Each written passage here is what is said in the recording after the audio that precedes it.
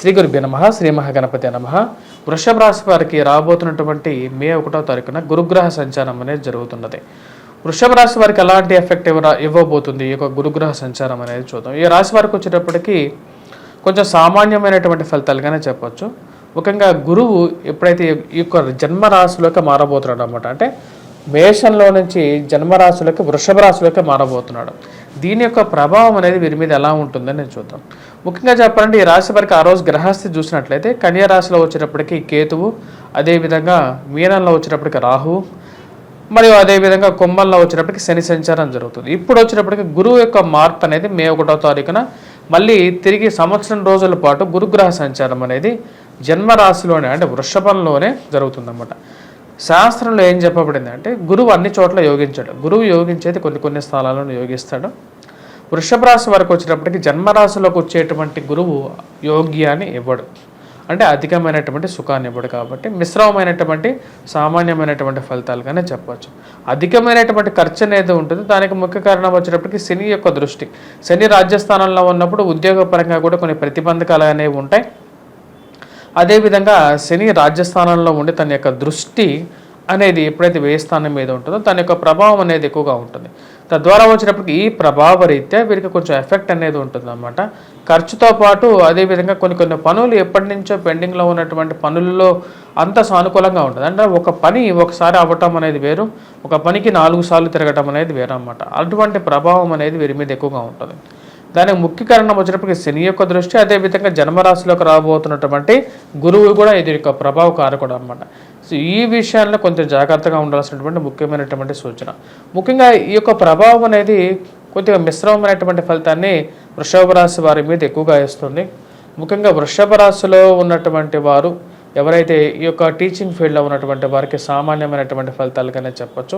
అదేవిధంగా వృత్తిపరంగా ఎవరైతే టీచర్స్ కానీ లేకుండా ఉంటే స్టేషనరీ స్టాప్స్ రన్ చేస్తున్నటువంటి వారి మీద, పుస్తక ముద్రణ రంగంలో ఉన్నటువంటి వారి మీద కూడా ఈ యొక్క ప్రభావం అనేది ఉంటుందన్నమాట. అదేవిధంగా హౌసింగ్ కన్స్ట్రక్షన్లో ఉన్నటువంటి వారికి కూడా కార్యానుకూలత అనేది తక్కువగా ఉంటుందన్నమాట. రాబోతున్నటువంటి సంవత్సరంలో వృషభ రాశి వారికి సామాన్యమైనటువంటి ఫలితాలుగానే ఉంటాయి.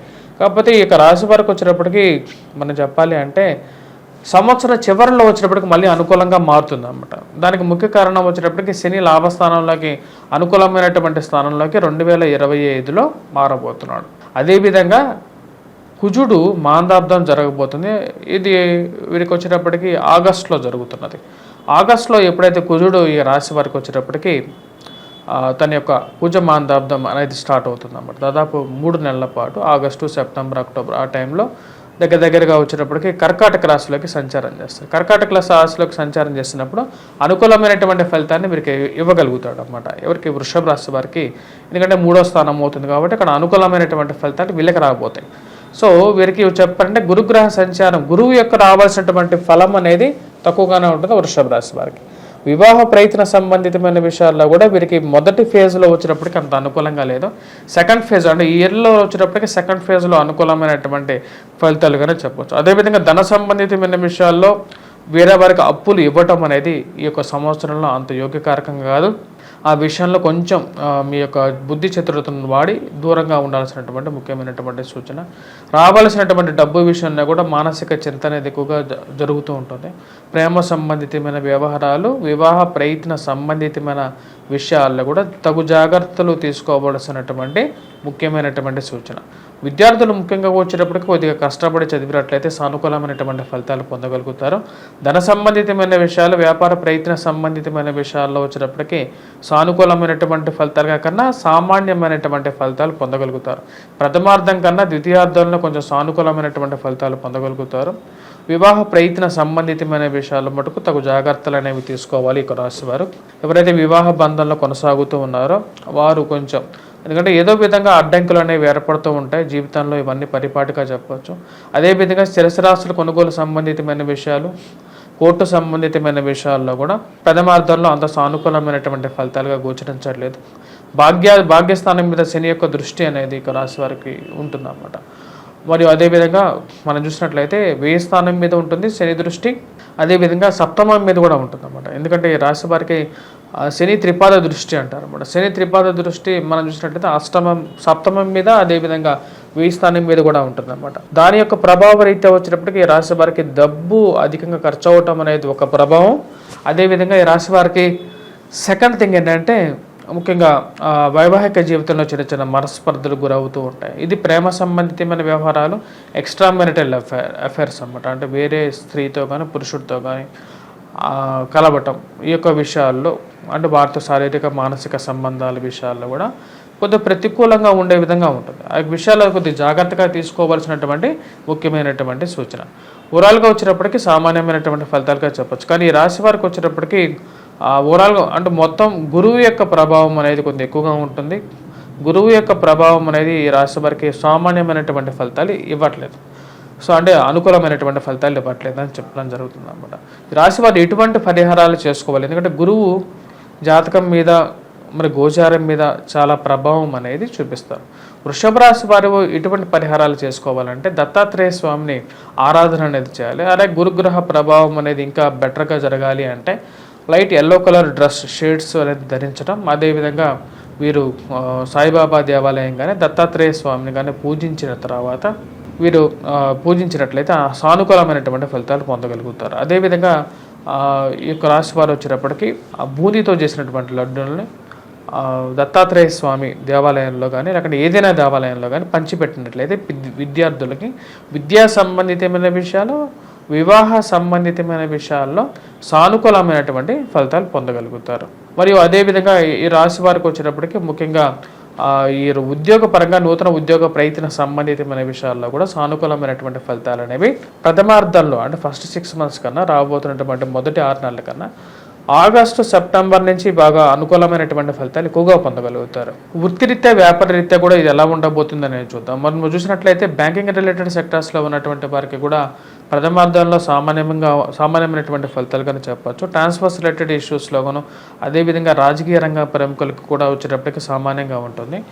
ప్రథమార్థం వచ్చేటప్పటికి మిశ్రమమైనటువంటి ఫలితాలుగానే చెప్పచ్చు. అంటే నెక్స్ట్ రాబోతున్నటువంటి రేపు మే 1వ తారీఖు నుంచి ఆగస్టు వరకు కూడా కొంచెం అలాగే ఉంటుంది. ఆగస్టు నుంచి మళ్ళీ కొంచెం ఊపందుకోవటం అనేది జరుగుతుంది అన్నమాట.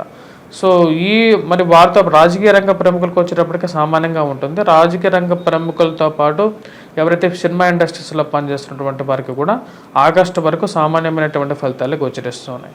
వీరందరితో పాటు మనం చూసినట్లయితే మిగతా వారు అంటే బిజినెస్ రిలేటెడ్ సెక్టార్స్లో కానీ గోల్డ్ వ్యాపారం చేస్తున్న వారి మీద ఎక్కువగా గురు ప్రభావం అనేది ఎక్కువగా ఉంటుంది అన్నమాట. సో ఈ గోల్డ్ బిజినెస్ చేస్తున్నటువంటి వారు మరియు అదేవిధంగా వర్తక వ్యాపారాల్లో ఉన్నటువంటి వారి మీద కూడా ప్రథమార్థంలో టిల్ ఆగస్టు వరకు కూడా దీని ప్రభావం అనేది ఉంటుంది. దాని తర్వాత ఆగస్టు సెప్టెంబర్లో అక్టోబర్ వరకు కొంచెం అనుకూలమైనటువంటి ఫలితాలు పొందగలుగుతారు. మరి దాని తర్వాత వచ్చినప్పటికి మళ్ళీ చివర ఈ యొక్క ఇయర్ ఎండింగ్లో వచ్చినప్పటికీ శని మంచి అనుకూలమైనటువంటి స్థానంలోకి రాబోతున్నాడు కాబట్టి ఆ టైంలో మళ్ళీ అనుకూలమైనటువంటి ఫలితాలు పొందగలుగుతారు. ఇప్పటిదాకా మీరు గురుగ్రహ సంచారం అనేది ఎలా ఉండబోతుంది అని చెప్పాను. గురుగ్రహ సంచారం అనేది ప్రతి రాశి మీద కూడా దాని యొక్క ప్రభావం అనేది 1 సంవత్సరం పాటు ప్రభావం అనేది చూపిస్తుంది అన్నమాట. అసలు గురుగ్రహ సంచారం అంటే ఏంటంటే గురువు ఎప్పుడైతే ఒక రాశి మారుతాడో అంటే 12 రాశుల్లో ఒక్కొక్క సంవత్సరం పాటు గురుగ్రహ సంచారం జరుగుతూ ఉంటుంది.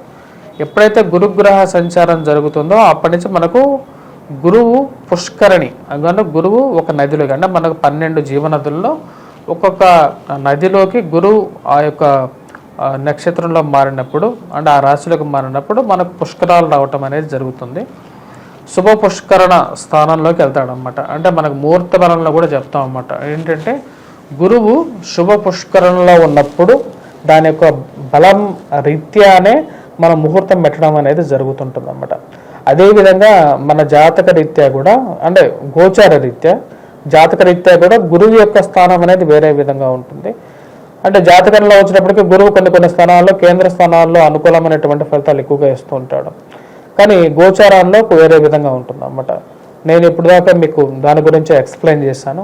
కొన్ని రాశులకి ఇది చాలా అనుకూలమైనటువంటి ఫలితాలు కూడా ఇస్తుంది, కొన్ని రాశులకి ప్రతికూలమైనటువంటి ఫలితాలు కూడా ఇస్తుంది అన్నమాట. గురువు ఎక్కడే అనుకూలమైనటువంటి ఫలితాలు ఇవ్వగలడా అంటే వేరే గ్రహాలతో కూడా అనుకూలత అనేది కూడా దాని యొక్క ప్రభావం అనేది ఉంటుంది అన్నమాట. దాని గురించి నేను ఓవరాల్గా చెప్పడం జరిగింది. మీరు ఇంకా క్లియర్గా మీరు తెలుసుకోవాలి అంటే నా యొక్క వెబ్సైట్లో కూడా ఉంటుంది, వంగరవారి.com అని ఉంటుంది. ఆ యొక్క వెబ్సైట్లో మీరు లాగిన్ అయ్యి అక్కడ ఫ్రీ పంచాంగం అనేది ఉంటుంది. నా యొక్క పంచాంగాన్ని మీరు అక్కడ డౌన్లోడ్ చేసుకొని చూడొచ్చు, డౌన్లోడ్ చేసుకోవచ్చు. క్రోధినామ సంవత్సరం పంచాంగాన్ని ఫ్రీ డౌన్లోడే ఉంటుంది. మీరు అక్కడ డౌన్లోడ్ చేసుకొని మీరు నా క్యాలెండర్ అన్ని డీటెయిల్స్ అన్నీ ఉంటాయి. మీ యొక్క జాతక రీత్యా కూడా పెద్ద భారీ ఇన్వెస్ట్మెంట్ చేసేటప్పుడు మటుకు 1-2 సార్లు మీ యొక్క జాతకాన్ని పరిశీలించుకున్న తర్వాత భారీ ఇన్వెస్ట్మెంట్స్ వివాహ జీవితంలోకి అడుగుపెట్టడం ఇవన్నీ పెద్ద పెద్ద ప్రశ్నలు అన్నమాట. ఈ యొక్క పెద్ద ప్రశ్నలకు వచ్చేటప్పటికి సమాధానం తీసుకునే ముందు ఒకసారి నన్ను కాకపోయినా సరే మీకు ఎవరైనా నచ్చినటువంటి జ్యోతిష్యుడిని మీరు ఆయన యొక్క సలహాలు తీసుకొని మీరు ముందుకు వెళ్ళినట్లయితే మీ జీవితంలో ఒక మంచి వెలుగు ఉంటుందని చెప్పి ఆశిస్తున్నాను. స్వస్తి. Please do subscribe and share.